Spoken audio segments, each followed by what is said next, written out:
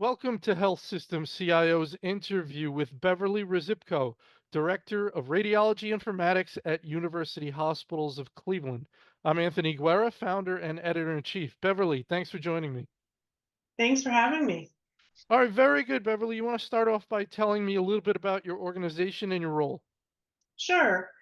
So, University Hospitals covers Northeastern Ohio, and we have 13 regional medical centers, our main campus in Cleveland, Ohio, and 40 plus ambulatory locations.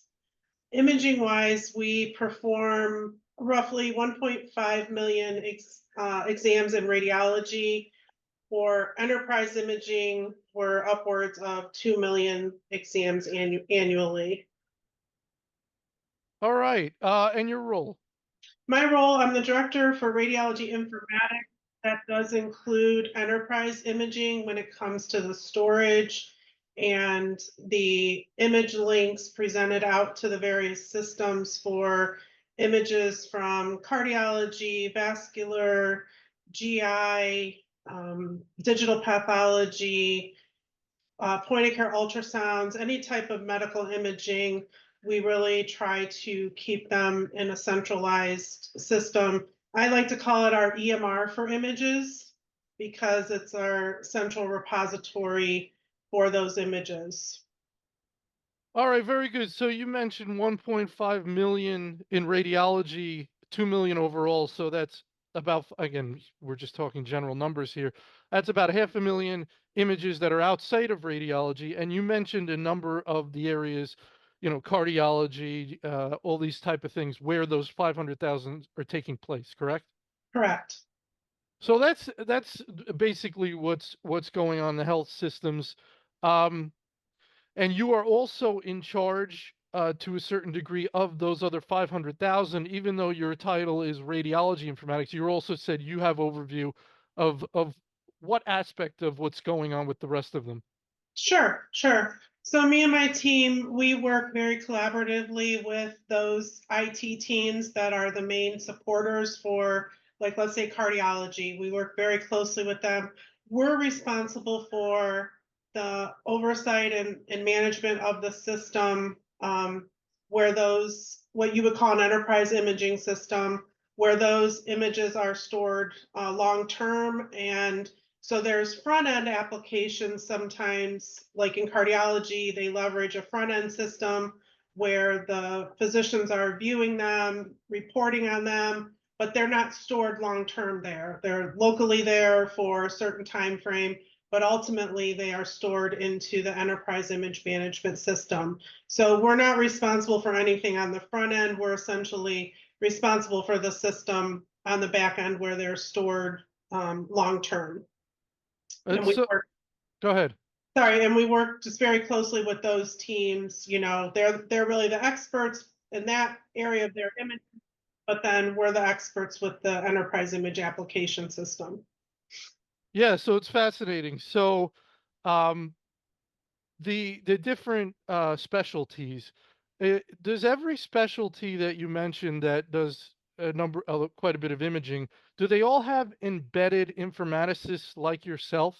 Each of the ologies would have counterparts to your position? Not within the department, so we're structured a little bit different here, where me and my team report directly up through radiology, but again, we follow all the IT guidelines, policies, procedures, attend meetings. It's just really a reporting structure, but for those other areas, they're typically fall under the IT umbrella. And my team is more engaged, I would say, in an operations perspective also, is one of the differences between my teams and other teams. They're involved in operations too, but not to the extent of the radiology. But if you think about it, in radiology specifically, you know, images are what we do. So Hmm. that is our primary day in, day out. You know, our radiologists can't do what they need to do if our systems are not, you know, functioning, efficient workflows. So that's really, you know, how I look at it, that we're so ingrained in the department is because I would say my recent boss, Jason Theodore, he pinned it very well that we're the wheels on the bus. Yeah. Keep the department. How would you describe your relationship and reporting structure with sort of the central IT executives, enterprise IT executives like the CIO and the CMIO? Sure. So our CMIO is a radiologist. That helps. Yes, Dr. Jeffrey Sunshine, and he's my key mentor since getting into the informatics world about 20 years ago. So he's heavily involved in any of those decisions, and essentially, I have a dotted line to him, direct line, probably both. Hmm. And then the CIO, work with him, as needed. I really do have a dotted line to the vice president for clinical applications. And she includes me in all of her meetings with her directors. And, again, really am part of that team. It just really is a reporting thing on paper, if you will, uh, Hmm. following their processes, being involved in their meetings, their initiatives, following all of their um, guidelines, if you will. How would you describe what enterprise imaging means in the sense of what direction are we trying to move in? Is there a high level way to explain where we're trying to go overall? And then there are probably a million ways you can move, a million areas you can start and things you can try and do. But is there one way to describe the overarching goal that we're trying to move towards? So, from my perspective and from my opinion, it's really is having that single repository where you can have the images accessible through your EMR, um, resolving those buckets, if you will, of different repositories of, oh, these images are sitting on this machine. There's no redundancy, there's no backup. Believe it or not, we still see that. Not like we have in the past. We've really made a lot of progress with where we're at today.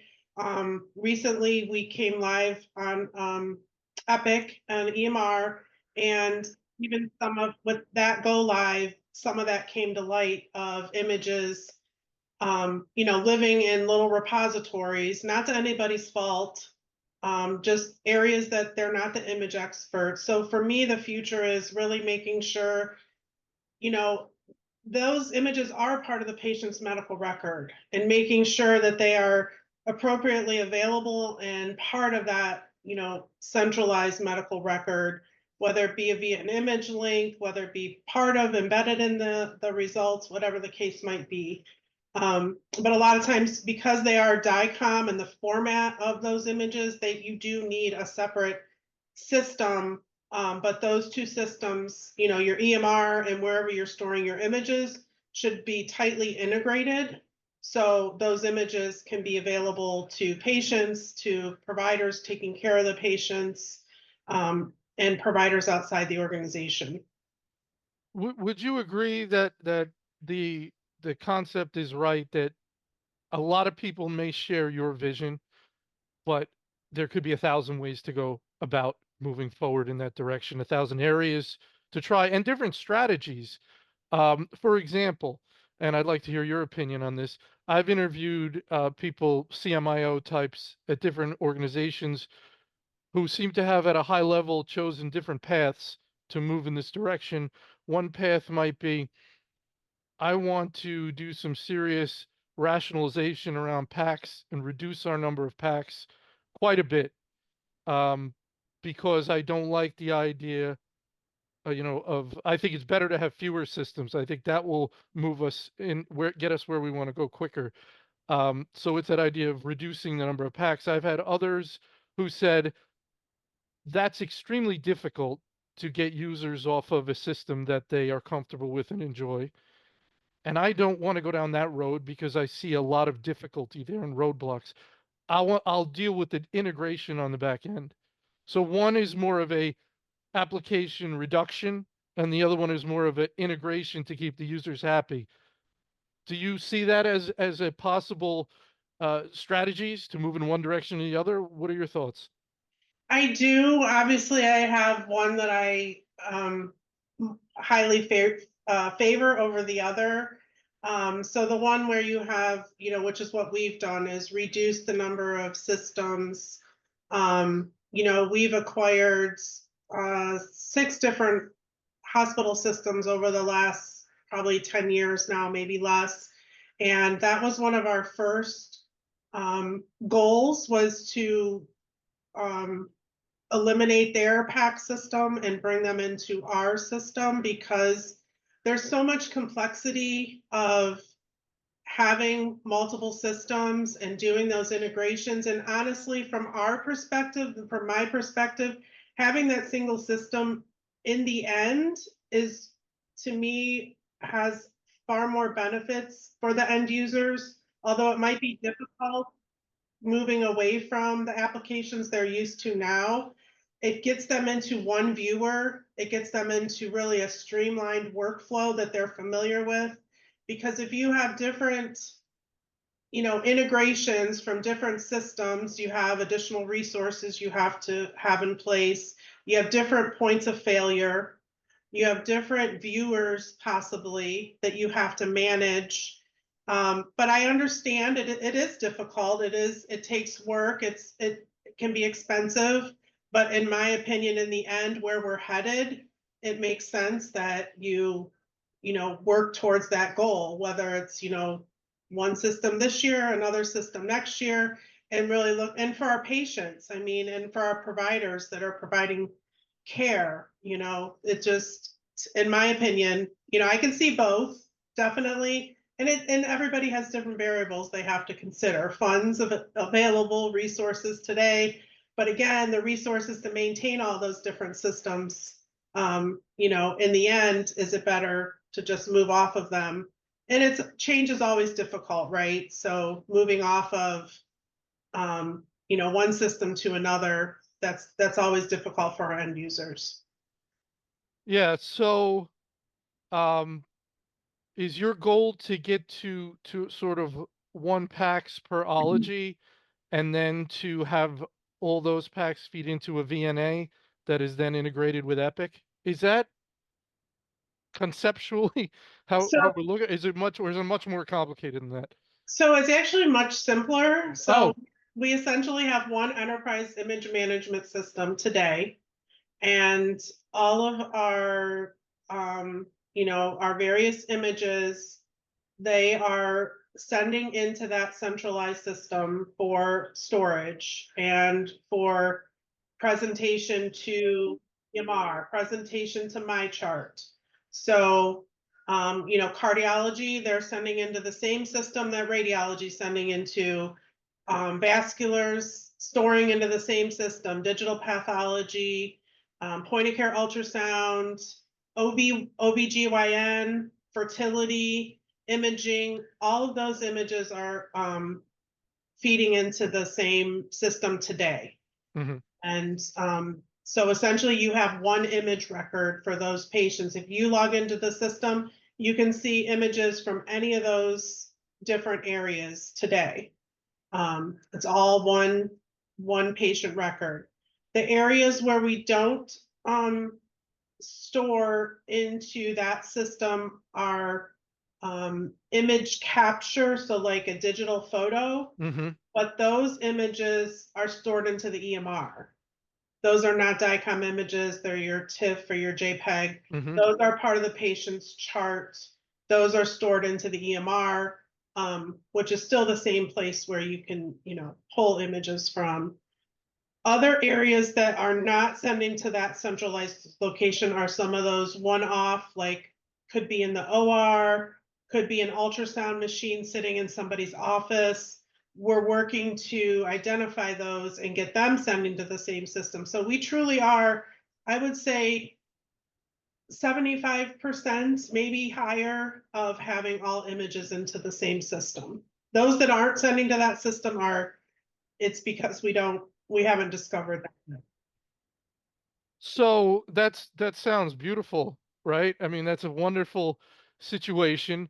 It's almost like you pick where you're gonna have your pain and suffering, right? Mhm. You're either gonna have your pain and suffering on the migration side to get to that really nice architecture of one system, or you're gonna have your pain and suffering on the integration side, managing multiple systems. So you've decided where you're gonna have your pain and where you're gonna have your suffering, but then you're done with it. Right, Um, so it sounds like the biggest pain and suffering comes with the acquisition of a new health system, a new radiology group. And I mean, I don't know if this is something you're familiar with, but would that come into discussions of acquisition? For example, you're going to acquire a radiology group.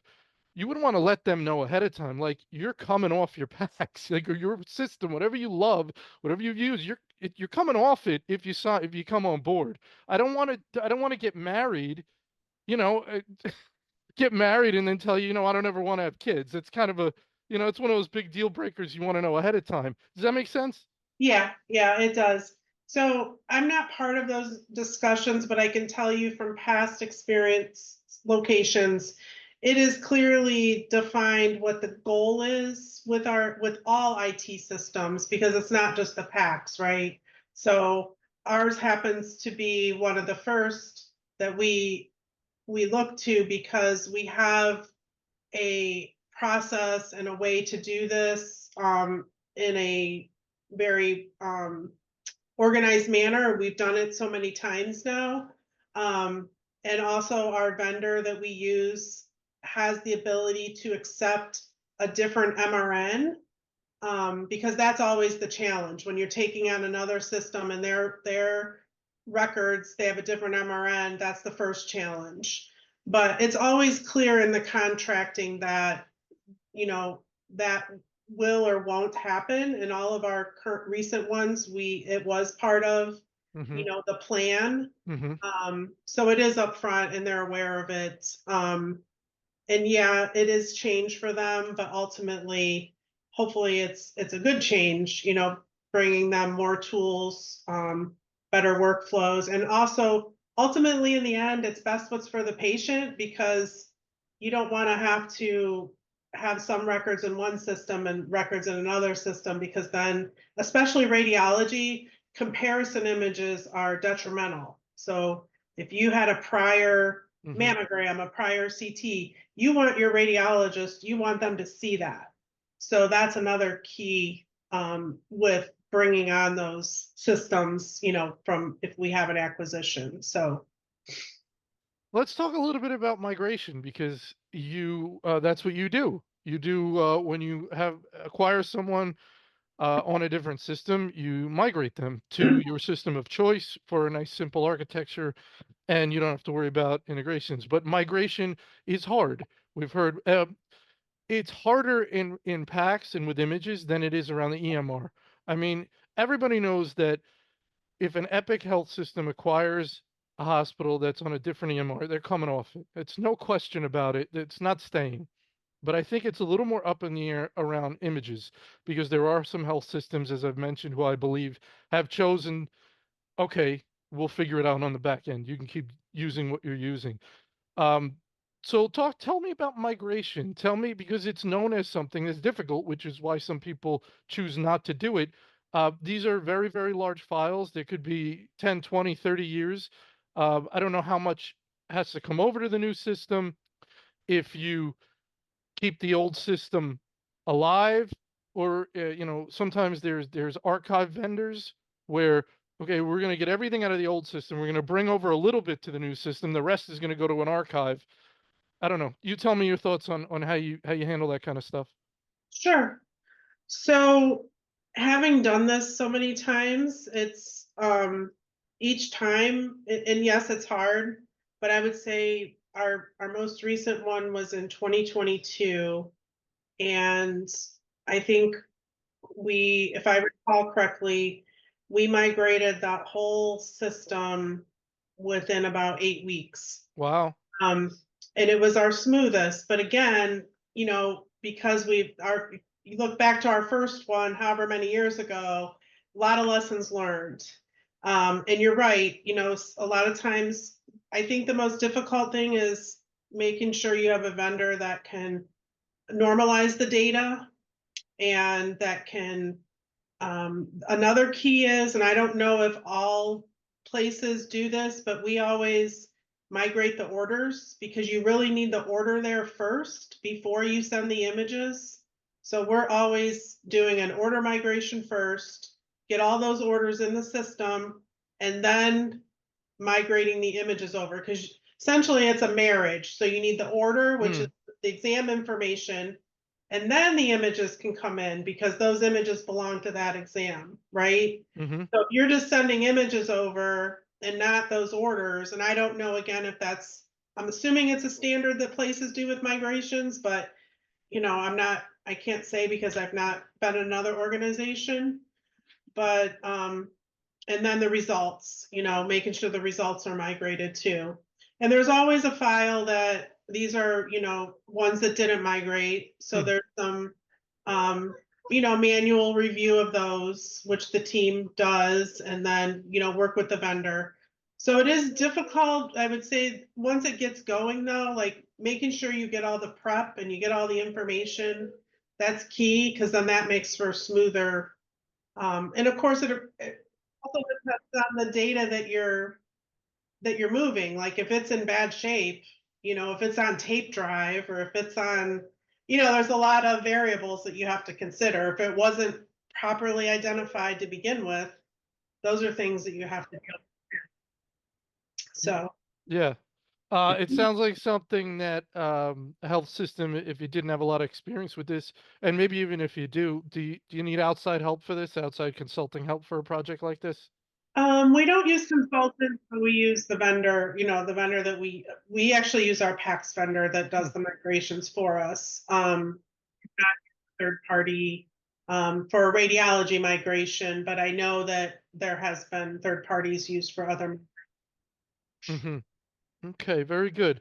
Um, when change comes to imaging in a health system, where I'm curious as to who's leading and who's following. And our readers are going to be the CIOs and the CMIOs, and I'm trying to educate them. Well, obviously the CMIOs, especially if they're radiologists, are going to know what's going on. But for those, especially the CIOs who didn't come up through the clinical side, we want to educate them about what is possible and how things can be improved so that they can bring ideas to operations and not just wait to receive requests. So we want it to go both ways. And I think one of the areas where IT executives can benefit from understanding what's happening and what's possible is around enterprise imaging. So, in your experience, what are you seeing when change bubbles up, when a new direction is requested? Where's it coming from? How, where's the push coming from? And then what do you ultimately see as what's your advice to the CIOs and the CMIOs as to how they can support this kind of change in their health systems? So I would say that the main drivers of change would be um, the providers, and I would say imaging's becoming more prevalent in the non-radiology space. Like we've seen such an increase in point of care ultrasound. I believe there's a lot of imaging occurring in the OR that's not being captured. So that definitely the providers, and then of course in radiology, they're the image experts, and they're constantly pushing the envelope. Right now it's all about AI and imaging, and these AI algorithms, they're helping to triage images. We have a shortage of radiologists. We have so the lists are growing as far as things that need to be reported on. So a lot of this AI, most of the AI algorithms are helping them prioritize those that need attention above others. But from a CIO perspective, I think, looking to understand from the department, from radiology, either even from outside of radiology, are you looking to do, from an AI perspective? What are you looking to do? Are you, and, saving the images comes back to billing too. So, if images aren't saved that are being billed for, you can't bill for them. So that's another thing for CIO to work with their revenue team, making sure that we're properly saving the images. Do they have the tools to save the images, the avenues? Um, and again, the AI is just so prevalent right now. The different algorithms that are available. It doesn't replace the radiologist. I don't think it'll ever replace the radiologist, but it really does enhance their workflow. And a key thing for a CIO is making sure that, or their work groups, that the AI is implemented in a way that it enhances their workflow. It makes it better, it makes it more efficient, and it provides value to the patient and to obviously the provider for the imaging. So to me, those are things from a CIO perspective. If I, wanted to get ahead of the curve, or at least make sure I have a clear understanding of what's going on, those are areas I would focus on. It sounds like, as usual, governance is so important. The requests for functionality are going to bubble up from the users, from the radiologists. They're going to say, and if they practice at different health systems, they're going to have be able to compare A to B. So they're going to say, well, over at A, where I also practice, I can do this, this, and this. And over here, I can't do any of this, and it makes my job harder. These things bubble up. You need to have the right governance in place to capture these things and then prioritize requests, right? As you said, there are going to be a million requests. Which ones are we going forward? You have to make sure that that's matching with the overall strategies of the organization and that you're getting it right so that you can explain to your users, here's why we're doing A, B, and C and not D, E, and F. Mm-hmm. Right. And then so you're picking the right things, working on the right things to satisfy your users as well as you can, using your resources in the right places. And again, that goes for every department and everything because there are IT requests bubbling up from everywhere. Right. Does that all Yep. make sense? Yep. Absolutely. Absolutely. We see that we have a very um, concerted governance plan, and we don't move forward without an approved business plan, approval from the right people, because you can have competing technology, right? And we don't want to have something in place that is, can be accomplished with two different technologies, because then you're back to, A and B can do the same thing, but Dr. A wants this and Dr. So we've really, I have to say, our organization, it's not easy and it's not perfect, but really that systemizing, really having a clear, it starts at the top, a clear decision that, hey, we are a system.